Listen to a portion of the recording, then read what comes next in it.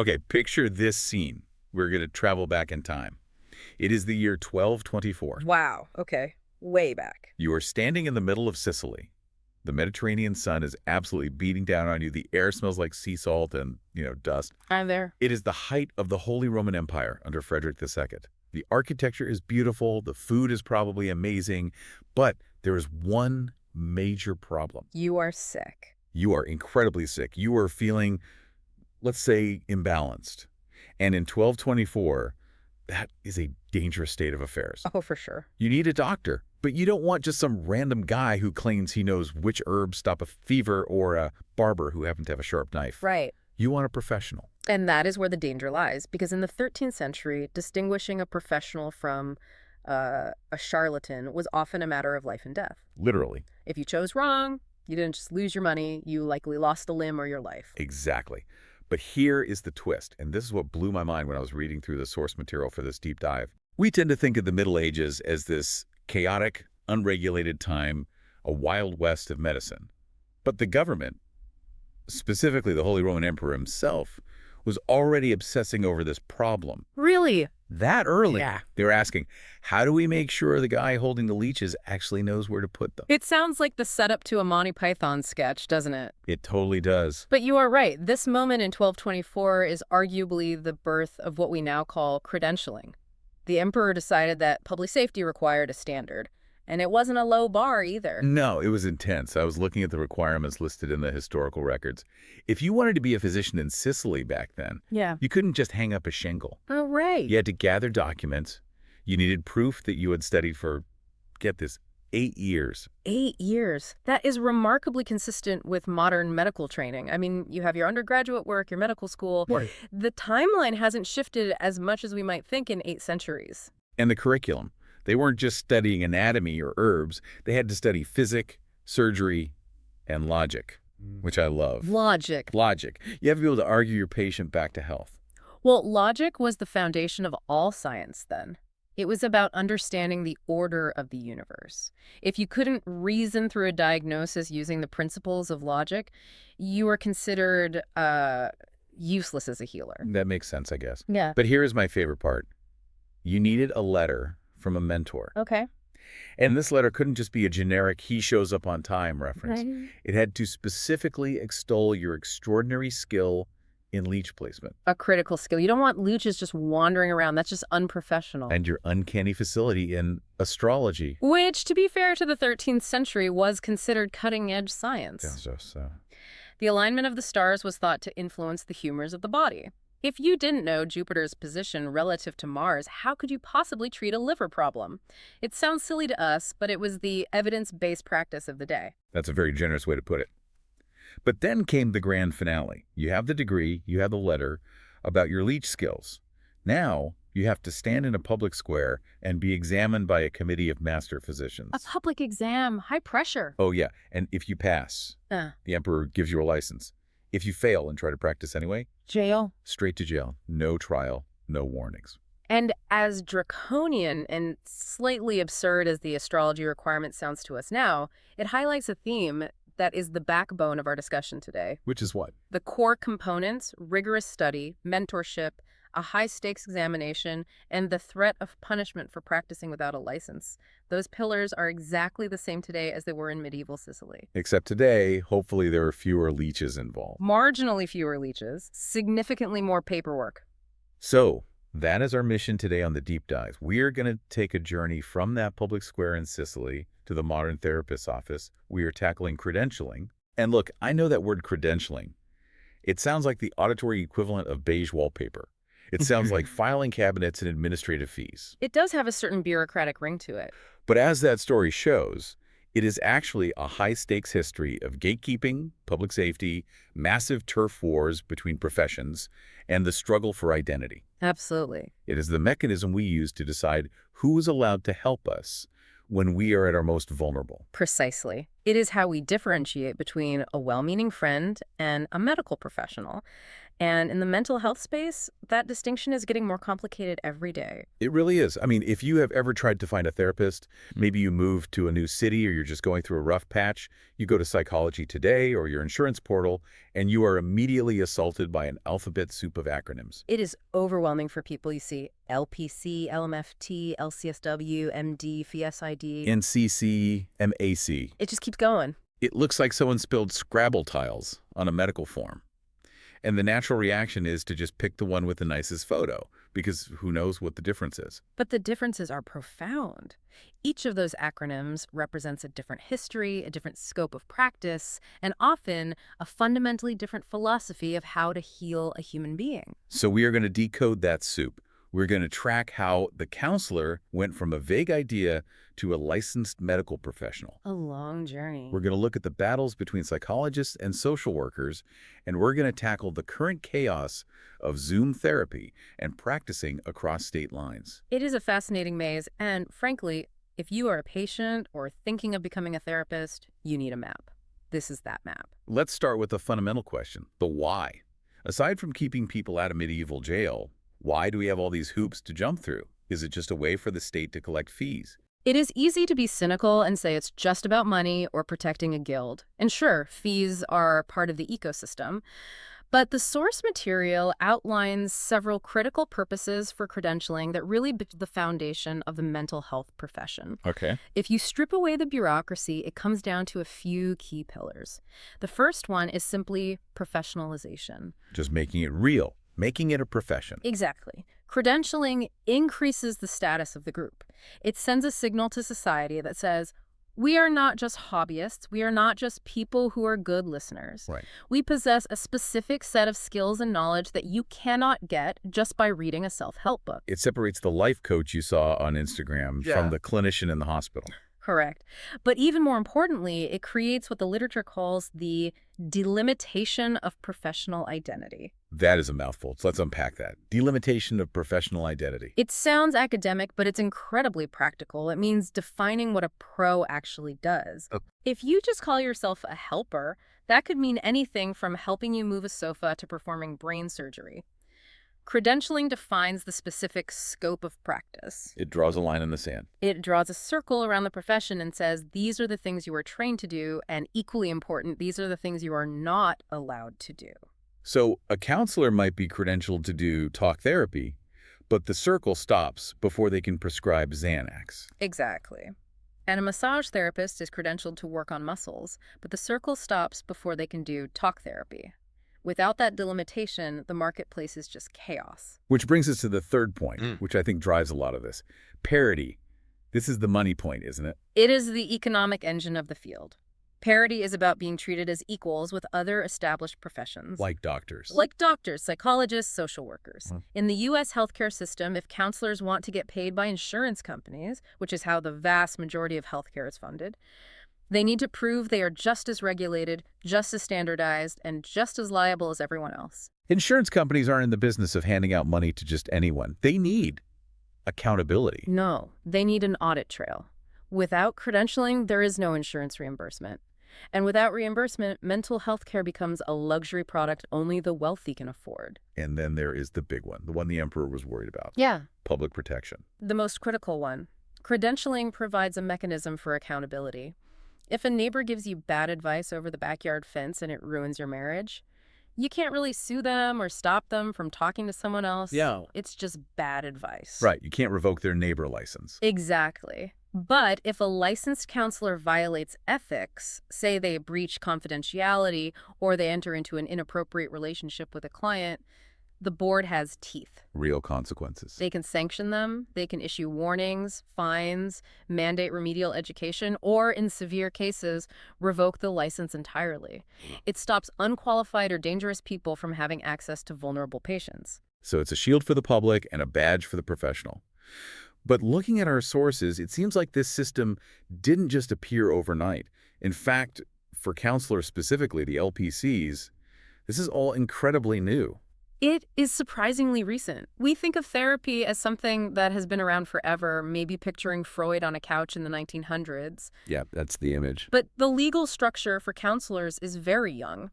To illustrate just how Wild West this used to be, we have a really compelling anecdote from the author of our source text. I love this story because it just sounds so incredibly frustrating. It's the kind of bureaucratic nightmare that makes you want to pull your hair out. So set the scene for us. We're back in the 1980s, not the Middle Ages, but pre-internet. The author is living in New Hampshire.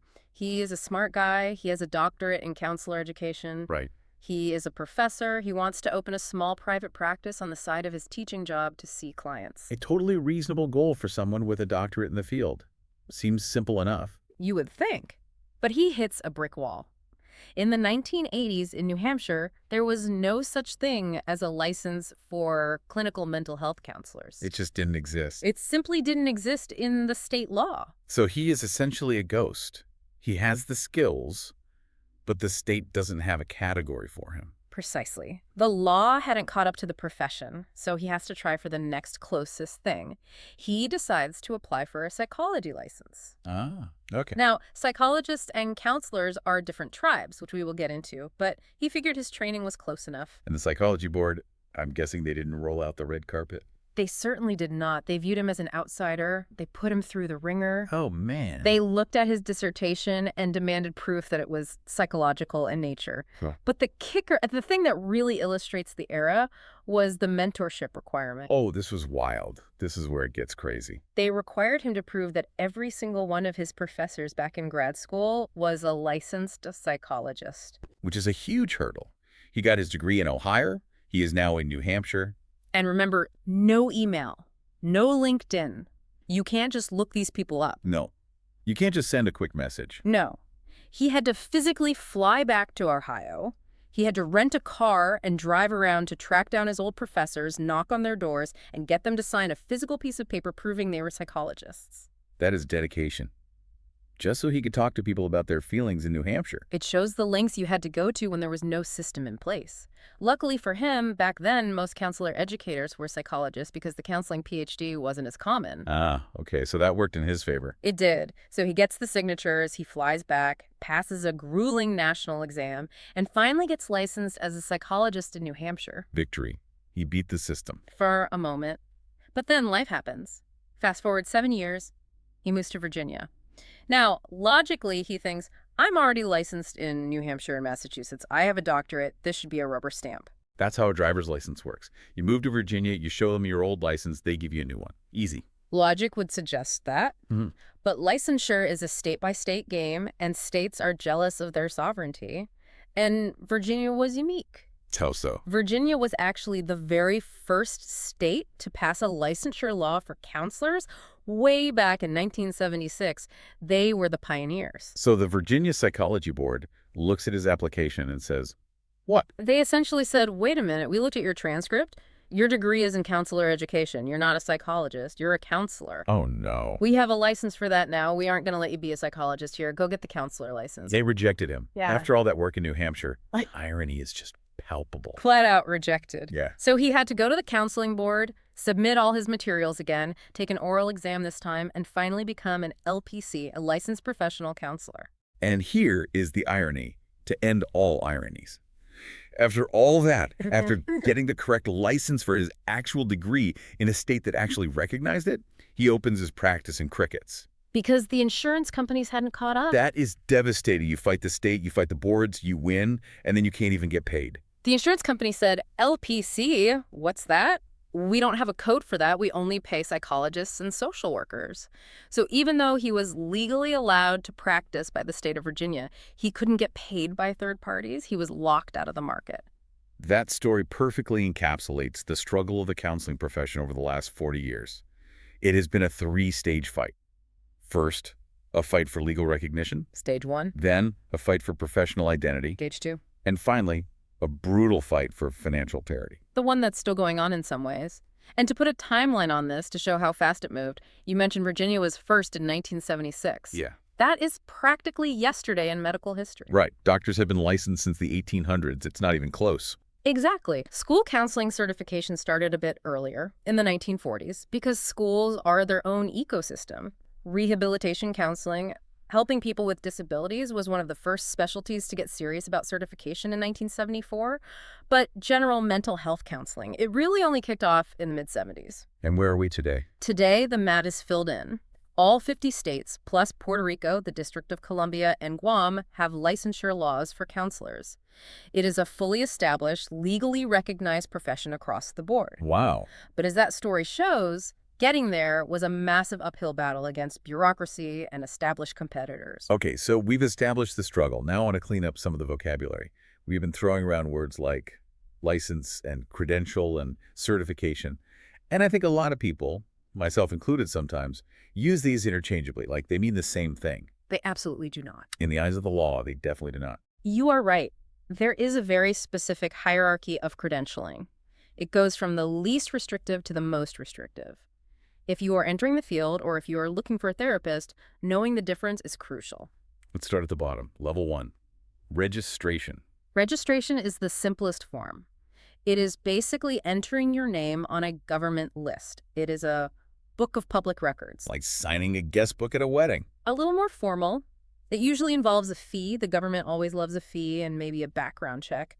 But it doesn't imply a rigorous vetting process. So it's not a stamp of approval. No, not really. It implies you have some minimal competence, maybe a degree or an apprenticeship, but the state isn't deeply investigating your skills. They are just tracking that you exist and are practicing. Is this common for mental health? Not anymore. It is too low a bar for something as high stakes as mental health. Most states have moved away from simple registration for therapists because it doesn't offer enough public protection. You generally see registration for things like lobbyists or maybe apprentices in certain trades. Okay, moving up the ladder. Level 2, certification. This is where we start seeing the gold stars. Right. Certification is a formal recognition that you have met a specific set of standards. But here is the tricky part. Certification is often voluntary, and it is often handled by national groups rather than the state government. So give me an example. The big one for counselors is the NBCC, the National Board for Certified Counselors. NBCC. They were established in 1982 to create a national standard. If you meet their standards, education, exam, experience, you get to call yourself an NCC, a National Certified Counselor. That sounds impressive. But does that let you practice? Can you open an office with just that? That is the key distinction. Certification protects the title, but it usually doesn't define the scope of practice. It shows you are an expert, it looks great on a resume, it tells clients you are serious. But generally, a national certification alone does not give you the legal authority to open a clinic and bill insurance. It doesn't carry the weight of the law unless a state specifically adopts it as their standard. Got it. So I could be a certified genius, according to the National Board of Geniuses, but if the state doesn't license geniuses, I can't legally operate a genius clinic. That is a fantastic analogy. Essentially, yes, certification is about prestige and expertise. Licensure is about the law. Which brings us to level 3, the big gun, licensure. Licensure. This is the driver's license. This is the medical license. This is the whole shebang. How does this differ from certification? Licensure is regulated by the state government. It is the most rigorous level. And unlike certification, which just protects the title, licensure defines the scope of practice. So it says what you can do. It says, this is what counseling is, and only people with this license are allowed to do it. It creates a monopoly on the service. It does. It forbids anyone else from doing the work. And this is the key to the money vault. Because of insurance. Correct. State licensure is what mandates third-party reimbursement. Insurance laws are written around state licensure. If you are licensed, they have to pay you, generally speaking. If you are just certified, they usually don't. The license is the ticket to the healthcare economy. And getting this license is no joke. We aren't just talking about signing a form and paying a fee. No. If you want to be an LPC, a licensed professional counselor today, you are looking at a master's degree. That is usually 60 semester hours of graduate work. A lot of school. A lot of school. And the trend is heavily moving toward requiring degrees from KREP accredited universities. KAEP. That is the Council for Accreditation of Counseling and Related Educational Programs. We really do love our acronyms in this field. We do. But CASE-REP is important. It ensures the education is standardized across the country. Then, after the degree, you need postmaster supervision. Right. You don't just graduate and start treating people. You need usually around 2 years or 3,000 hours of working under a mentor. That's the modern version of the letter from a mentor in 1224. It is. It's an apprenticeship, basically. Well, And finally, you have to pass a national exam like the NCE or the NCMHC. so the formula really has held up. Years of study, mentorship, and a big exam. If it isn't broken, don't fix it. It works to filter out the unqualified. Now, counselor is a pretty broad umbrella. If I'm a listener looking for help or maybe looking to start a career, I might see titles that are way more specific.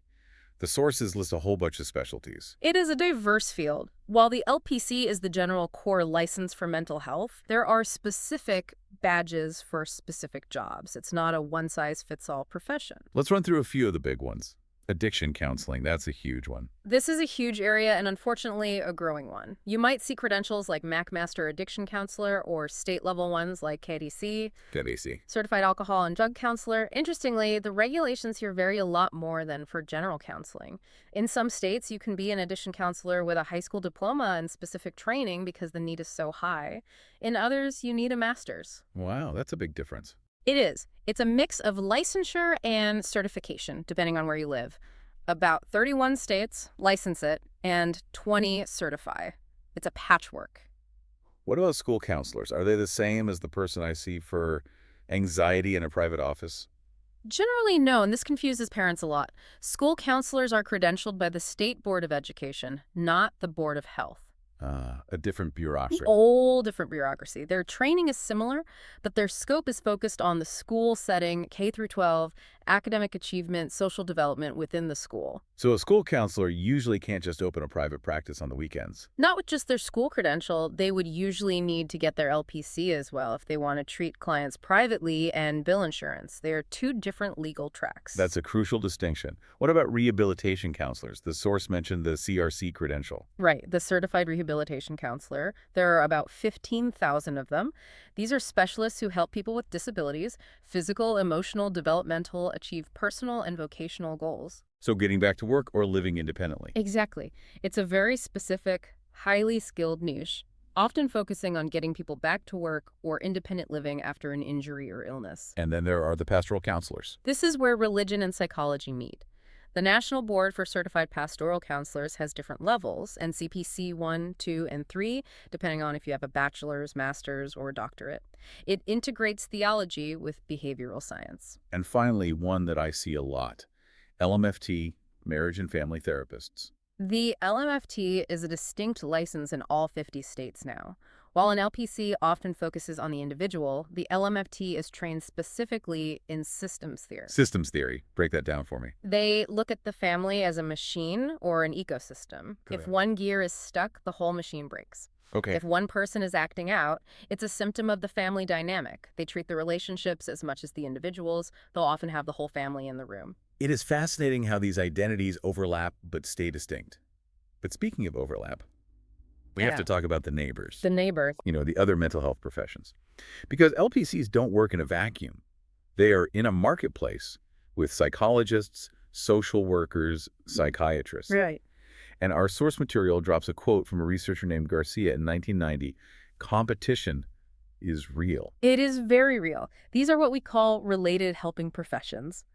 And while they often collaborate, and good professionals should collaborate, they also compete for the same clients, the same jobs, and the same insurance dollars. Let's break down the differences, because this is where the turf wars happen. And I want to understand the artillery in these wars. Start with psychologists. The key difference here is the doctoral level. Clinical and counseling psychologists have a PhD or a PsyIC. They have more years in school than an LPC. More training. And they have a massive emphasis on psychological testing and assessment IQ tests, personality inventories, neurological assessments. That is their fortress. And they have privileges that counselors often don't. Historically, yes. Hospital privileges. The ability to admit and treat patients with serious mental illness in a hospital setting have been a stronghold for psychologists and psychiatrists. Counselors have had to fight to get into those spaces. But the biggest battleground right now is Prescriptive authority. the power to write prescriptions. I thought only MDs could do that. That is the traditional view. But psychologists have been fighting hard for the right to prescribe medication for emotional disorders. What? They argue that in rural areas, there aren't enough psychiatrists. If you live in rural Idaho, you might have to drive 4 hours to find a psychiatrist. So psychologists say, let us fill the gap. That sounds logical from an access standpoint. How is that going for them? It is a slow burn. Currently, 5 states, New Mexico, Louisiana, Illinois, Iowa, and Idaho, plus Guam and the military, allow psychologists to prescribe if they have special training. I imagine the psychiatrists love that. Oh, they hate it. Yeah. The American Psychiatric Association opposes it vigorously. They argue that medical school is necessary to understand the biology of drugs. They say, you can't just take a weekend course and start handing out lithium. It is a major turf war involving millions of dollars in lobbying. Speaking of psychiatrists, let's clarify their role. They are the MDs. Yes, they are physicians first. They go to med school. Interestingly, a medical license is general. Theoretically, a psychiatrist could perform surgery, and a surgeon could prescribe Prozac. Really? A psychiatrist could remove my appendix. Legally. In many places, yes, under a general medical license, but board certification and malpractice insurance prevents that. Ah, the insurance. If a psychiatrist tried to do surgery, they would lose their insurance immediately and probably be sued into oblivion. Insurance creates the lane. Psychiatrists focus almost entirely on the biological and pharmacological side of mental health now. They do less talk therapy than they used to. And then there are the social workers, the LCSWs. The juggernauts of the field. Social work has been established for a long time. Their training focuses on the person and their environment, connecting clients to resources, social justice systems. So a broader view. A broader view, but clinically, an LCSW looks a lot like an LPC in private practice. They provide therapy, they bill insurance, they are the direct competitors, and frankly, social workers were much faster at getting insurance recognition than counselors were. They organized earlier. And don't forget the nurses. The Psychiatric Mental Health Advanced Practice Registered Nurses, PMH, APRN. That is the winner for the longest acronym of the day. It is, but they are powerful. They have advanced degrees, and in many states, they can function as independent practitioners. They can do therapy and prescribe medication. So they are like a hybrid. In some ways, they are becoming the new psychiatrists because they are more accessible and often more affordable. So you have this crowded room, counselors, psychologists, social workers, doctors, nurses, all trying to help, but all protecting their turf. And that leads us to the critical issues section of our deep dive. Because the landscape is shifting under their feet, the old lines are getting blurry. Let's talk about the biggest headache for any therapist who wants to move. Licensure portability. We touched on this with our friend moving to Virginia. This is the driver's license problem. If you have a driver's license in New York, you can drive in California. No questions asked. We have reciprocity. But if you were a licensed counselor in New York and you moved to California, you might have to start over completely. California might say, we don't like New York's exam, take ours. Or your supervision hours in New York don't count here. It is a nightmare. it seems so inefficient. It locks therapists into one state. It causes burnout and prevents care in areas that need it. But there is a solution on the horizon. Right? The sources mentioned the Counseling Compact. Yes. This is a game changer. The Counseling Compact is a contract among states. The idea is, if you are licensed in a member state, you can practice in any other member state without getting a new license. So it's not a new license, it's something else. Right. You just register for a privilege to practice. It's an expedited process. It's like a NATO alliance for therapists, an open border policy for professionals. A perfect analogy. As of the writing of our source text, 22 states had enacted legislation to join, with 18 more pending. That is moving fast for something involving that many state governments. It is lightning fast for government work. Applications were expected to open in late 2023. This is huge because it finally creates a truly national mobility for the profession. And this ties directly into the next critical issue, telemental health. The Zoom boom. COVID-19 forced the industry's hand. Before 2020, insurance companies dragged their feet on paying for video therapy. They didn't trust it. They thought it wasn't as good. Then the world shut down. Overnight, everyone went remote. Insurance companies had no choice. They opened the floodgates. But that raised a million questions. Exactly. The source lists them. Is it effective? The research says yes, mostly. But how do you handle privacy when the client is in their car or their bedroom with their family in the next room? Yeah. How do you handle a crisis? And the big one, geographic boundaries. Right. If I'm a therapist in Virginia and my client goes on vacation to Florida and has a panic attack, can I Zoom with them? Technically, I'm practicing in Florida, where the client is standing, but I don't have a license in Florida. So technically, you are breaking the law by helping your client. That's insane. It created a legal gray area that terrified therapists. The Counseling Compact is trying to solve this. But beyond the legalities, there was the competence issue. Just because you are a good therapist in a room doesn't mean you were good on camera. Reading body language is harder on Zoom. The connection can lag. Much harder. So credentialing stepped in again. They created the BC TMH Board Certified Telemental Health Provider. Another one. It's a credential to prove you actually know the ethics and technology of remote care. It's a way to signal, I know what I'm doing in the digital space. Okay, next critical issue. We talked about it briefly before. Parity. Getting paid. Counselors were the last to the party. Social workers and psychologists were already at the buffet, but counselors have had massive wins recently. The sources mention TRICARE. Huge. TRICARE is the health care for the U.S. military. For a long time, independent counselors couldn't bill them. Now they can. That opened up millions of potential clients. And the VA. Yes. The Department of Veterans Affairs is one of the largest employers of mental health professionals in the world.